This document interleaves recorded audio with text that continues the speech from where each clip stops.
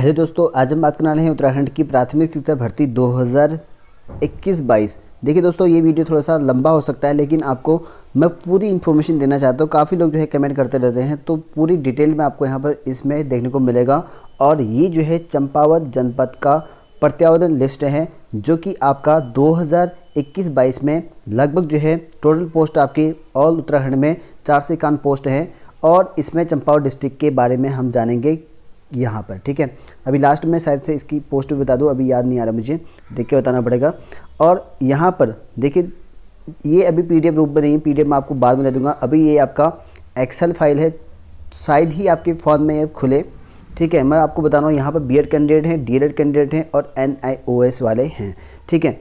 तो सबसे पहले अगर बात करें तो यहाँ पर आप लोग देखिएगा, क्योंकि मैं इसके बाद जो वीडियोज़ बनाऊँगा, जो भी यहाँ पर प्रत्यावर्तन वाले आएंगे वो शॉर्ट ही बनाऊँगा। सो ये आप लोग अच्छे से देख लीजिए, क्योंकि पहला आज आया हुआ है प्रत्यावर्तन लिस्ट वाला। तो आपका होता क्या है, एक चीज़ मैं आपको बता दूं क्लियरली।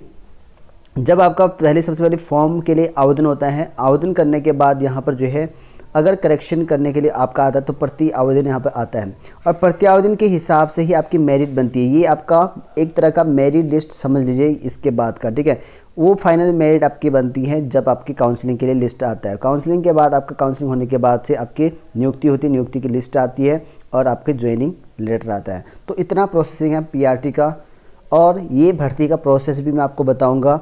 सबसे पहले मैं आपको यहाँ पर क्लियर कर दूँ कि यहाँ पर आपका क्रम संख्या है, ये आप लोग याद रखिए, क्रम संख्या और आवेदन संख्या जो आप लोग यहाँ पर देख सकते हैं। नाम यहाँ पर देख सकते हैं, पिताजी का नाम देख सकते हैं। श्रेणी आप लोग यहाँ पर देख सकते हैं कौन सी कैटेगरी का है, यहाँ पर सारे कैटेगरी लिखा गए हैं। और उसके बाद उप कैटेगरी भी लिखे गए हैं यहाँ पर आपके सब कैटेगरी, ठीक है। उसके बाद विषय रखे गए हैं यहाँ पर, आपका विज्ञान है क्या, विज्ञानोत्तर है, या यहाँ पर लिंग रखा गया है फीमेल मेल करके। आपके उप सब्जेक्ट हैं, ठीक है। सब्जेक्ट ये हैं आपके, देखिए सब्जेक्ट कॉम्बिनेशन होना भी जरूरी है। जैसे आपका PCM होगा तो आपके मैथ्स वाले में काउंट करा जाएगा। ऐसे यहाँ पर इंग्लिश अर्थशास्त्र ये होगा तो आप सामान्य में भी आ सकते हो, इंग्लिश में भी आ सकते हो। दोनों इसलिए लिखा गया है क्योंकि आपको पता है कि आपके पास अंग्रेजी है।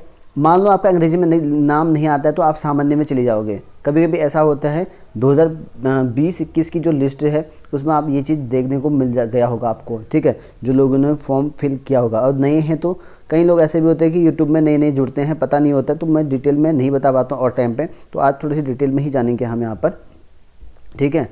तो यहाँ पर देखिए विज्ञप्ति संख्या आप लोग देखते हैं यहाँ पर, और जो कि आपके आवेदन पत्र 1/12/2020 के द्वारा यहाँ पर जो आवेदन पत्रों का जो विवरण है वो आपका चंपा डिस्ट्रिक्ट का यहाँ पर लिखा गया है।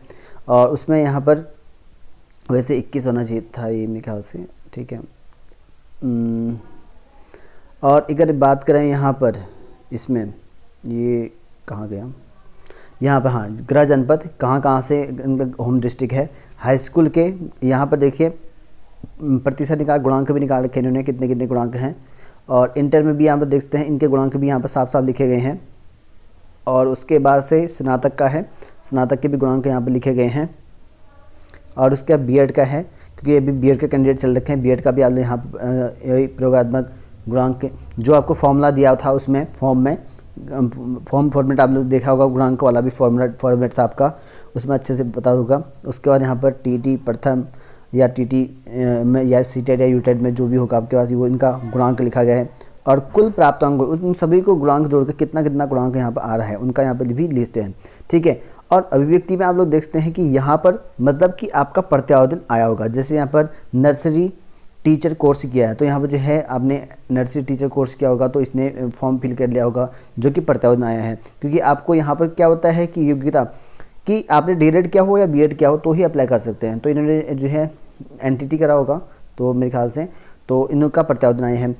ऐसा नहीं है कि आपका यहाँ पर ही प्रत्यावर्तन आएगा। मान लो कहीं डाटा गड़बड़ होता है, क्योंकि विभाग जो है कभी कभी गड़बड़ डालता है, कभी कभी क्या मोस्टली जो है कभी कभी होता ही है ये चीज़ें, ठीक है।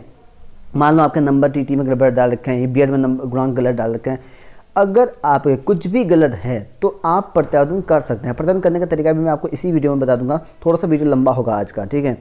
और TT का विवरण ना, यहाँ पर देखते हैं प्रत्यावर्तन यहाँ पर आया था, TT का विवरण ना होने के कारण जो है अर्ह नहीं है। तो यहाँ पर TT का विवरण नहीं है इसलिए अर्ह नहीं है, तो यहाँ पर भी वही लिखा गया इनमें कि TT का जो है डाटा ही नहीं है इनका। UTET फर्स्ट नहीं होगा या सीटेट फर्स्ट नहीं होगा इनके पास, तो इसी वजह से। तो कई लोग तो जिनका नहीं है वो साफ साफ यहाँ पे लिखा गया है। कई लोग का यहाँ पर गड़बड़ी बीच में होता है, मतलब कि आपके नंबर या कुछ विभाग द्वारा गड़बड़ रखा जाता है, तो ऐसा होता है। यहाँ पर लिखा गया है कि 12वीं का यहाँ पर एकल संस्कृत है, 12th एकल संस्कृत होगा इनका, और हिंदी चित्रकला से आप किया है, इंटर से संस्कृत नहीं है, तो हिंदी होना, क्योंकि आपके पास पता है कि हिंदी सब्जेक्ट के लिए आपके पास संस्कृत होना जरूरी है इंटर में, तो ये दिक्कत होता है। ठीक है, तो ये आप लोग देख लेना, क्योंकि इसकी जो पीडीएफ आएगी ना मैं आपको पीडीएफ दे दूंगा। ठीक है, टेंशन मत लो पीडीएफ की, क्योंकि मैं कन्वर्ट कर दूंगा बाद में। और फिलहाल मैं सिर्फ ये बता रहा हूँ इस वीडियो में कि आपका जो है प्रतिवेदन किस तरह से आ सकता है, कैसे आपको यहाँ पर करना है प्रतिवेदन, वो आपको बता रहा हूँ। ठीक है, ये आपके हो गए बीएड का, मान लो बाकी सब इसी तरह का आपका होगा, सब लोग आप अच्छे से देख सकते हैं। बात करते हैं यहाँ पर डीएलएड का। डीएलएड का अगर बात करें तो यहाँ पर आप लोग देखिए डीएलएड का, यहाँ पर आपका क्रम संख्या है, आवेदन संख्या है, नाम है, पिताजी का नाम है, कैटेगरी आपको यहाँ पर देखने को मिलेगा, इसमें भी सेम, और उसका उप कैटेगरी मिलेगा। विषय यहाँ पे मिलेंगे आपके, विज्ञानेतर है, विज्ञान है करके, और उसके बाद स्नातक में जो है आपने यहाँ पर कौन कौन से विषय रहेंगे और उप विषय आपका यहाँ पर देखने को मिलेगा। उसका डेट ऑफ बर्थ मिलेगा, गृह जनपद मिलेगा, यहाँ पर हाई स्कूल, इंटरमीडिएट, स्नातक, इन सब कुछ आपको यहाँ पर मिलेगा। उसके बाद डीएलएड के यहाँ पर जो आपके गुणांक मिलेंगे, पूर्णांक आपका लिखा होगा। ठीक है, और उसके बाद यहाँ पर टीटी के गुणांक होगा, और यहाँ पर आपका कुल गुणांक होगा। ठीक है, और मेरे ख्याल से हाँ, क्योंकि देखिए एक चीज़ मैं आपको बता रहा हूँ, डीएलएड वाला का जो सिलेक्शन होता है ना, वो आपके डीएलएड के गुणांक से होता है और टीटी के गुणांक से होता है। इन दोनों के गुणांक से ही मिलकर जो है आपका यहाँ पर बनता है। ठीक है, तो ये आप याद रखिएगा। देखते हैं डीएलएड वाला के कितने कितने गुणांक हैं। देखिए यहाँ पर अभिव्यक्ति में लिखा है शिक्षा मित्र 17/10/2011 से यहाँ पर है। शिक्षा मित्र के कई लोगों को शिक्षा मित्र हैं, फिर डीएलएड क्या होगा इनका। ठीक है, इनको थोड़ा वेटेज मिलता है नंबरों का। ठीक है, एग्जैक्ट याद नहीं आ रहा कितने नंबर का मिलता है, 8 से नहीं 10 से 20 के नंबर समथिंग मेरे ख्याल से। ठीक है, याद नहीं आ रहा अभी। ठीक है, नियमावली में लिखा गया सब कुछ, आपको वहाँ पता चल जाएगा। पुरानी वीडियो जाकर देख सकते हैं मेरे, उसमें आपको पता चल जाएगा। ठीक है, अच्छे से बताया होगा मैंने, बहुत पुरानी वीडियो होंगे। और यहाँ पर देख सकते हैं सेवायोजन प्रमाण पत्र आपका संग्रह नहीं होगा, तो यहाँ पर देखते हैं आप जिनका भी प्रत्यावेदन आ रहा है ना यहाँ पर, या किसी की डॉक्यूमेंट में कमी है, तो आप प्रत्यावेदन लगाइए उसके लिए। ठीक है, प्रत्यावेदन कैसे लगाना मैं आपको बता दूंगा अभी। शिक्षा मित्र यहाँ पर लिखा गया है, तो शिक्षा मित्र है तो क्या कर सकते हैं, इसमें प्रत्यावेदन लगाने की कोई ज़रूरत नहीं है। कई लोग कहेंगे कि प्रत्यावेदन है, मतलब कि इनका ऐसा हो सकता है कि यहाँ पर जो है शिक्षा मित्र का जो यहाँ पर एनओसी वाले फॉर्म होगा वो लगाया नहीं होगा इन्होंने, ऐसा हो सकता है। ठीक है, मतलब कि एनओसी लगाना, क्योंकि वो ऑलरेडी जो है प्राथमिक लेवल में जो है काम कर रहे हैं, तो ऐसे में जो है उनको एनओसी लगाना पड़ता है शिक्षा मित्रों को। ठीक है, तो जिनको पता नहीं है वो शिक्षा मित्र वाले एक बार ध्यान दे लें। ठीक है, मैं आपको फिर से बता रहा हूँ कि उनको एनओसी लगा लेना एक बार। ठीक है, उसके बाद एनआईओएस वाले अभ्यर्थी भी हैं यहाँ पर देखिए, क्योंकि इनको भर्ती से बाहर नहीं कर रखा अभी। ठीक है, पूरी तरीके से नहीं कर रखा है, बस ये है कि जो आपका नियमावली अभी चली हुई थी भर्ती, जो प्रोसेस चला हुआ था 2020-21 वाला, उनको कहा था कि यहाँ पर इनके विचार जो यहाँ पर इनके जो नियुक्ति होगी वो बाद में सोचा जाएगा, मतलब हाई कोर्ट के अधीन रहेगा, और लेकिन इनके फॉर्म जो है इनवैलिड नहीं कर देंगे। ठीक है, जिसने इन्होंने भी फॉर्म भर रखा है, ये भी आप देख सकते हैं, इनका नाम आपको यहाँ पर देखने को मिलेगा, विषय आपको मिलेगा, स्नातक मिलेगा यहाँ पर, और डेट ऑफ बर्थ मिलेगा, हाई स्कूल, इंटर, सब कुछ आपको मिलेगा।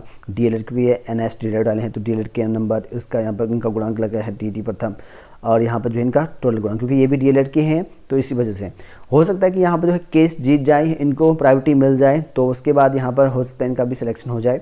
ठीक है, वो बात की बात है, वो होगा नहीं होगा क्या कर सकते हैं हम, वो कोर्ट पे डिपेंड है पूरा का पूरा। और इसमें आप लोग देख सकते हैं ब्रिज कोर्स यहाँ पे कर रखे हैं इन्होंने, ब्रिज कोर्स वाले भी हैं। ब्रिज कोर्स का मतलब 6 महीने के जो आपके बीएड वाले होंगे, ब्रिज कोर्स, ये देखो ब्रिज कोर्स भी कर रखा है।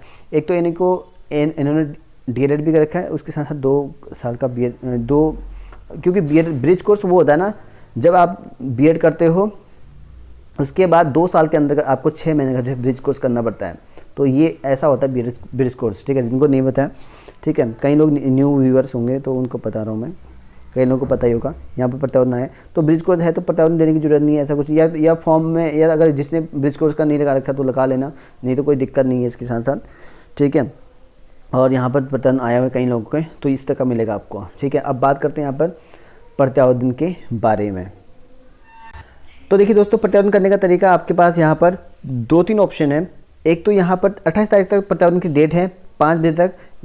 सबसे बेस्ट तरीका आप लोग यहाँ पर देखिए, ये आपका DEOBasic.champawat@gmail.com ईमेल करके आप डायरेक्टली करें, और ईमेल करने का तरीका मैं आपको एक पीडीएफ बना लीजिएगा। पीडीएफ बना के आपके जितने भी आपके साक्ष्य मतलब कि प्रमाण पत्र हैं, क्योंकि जो चीज़ आप लगाना चाहते हो मतलब कि इसमें प्रत्यावर्तन देना चाहते हो, उसमें आपको टॉप में लिखना है ईमेल में कि मान लो सेवायोजन प्रमाण पत्र, तो सेवायोजन प्रमाण पत्र आपको लिख देना है। मेनली हिंदी में लिखोगे तो बेटर रहेगा, इंग्लिश में लिखने की कोशिश ना करें। अगर इंग्लिश में लिखने की ज़रूरत पड़ेगी तो कर सकते हैं, ऐसा कुछ नहीं है।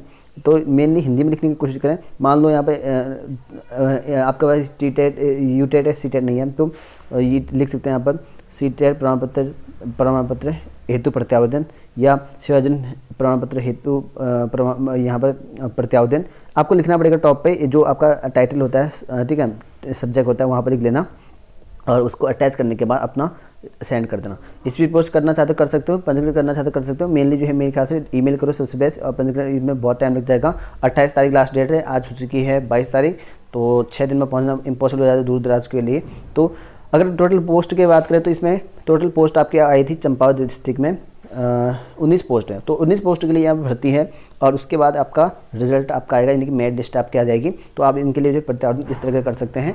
और इसकी जो पीडीएफ है वो आप मैं आपको नेक्स्ट वीडियो में दे दूँगा, जब भी आपको यहाँ पर कन्वर्ट कर दूँगा। फिलहाल जो है आप देख सकते हैं अपना लिस्ट में कैसे कैसे आपको करना है।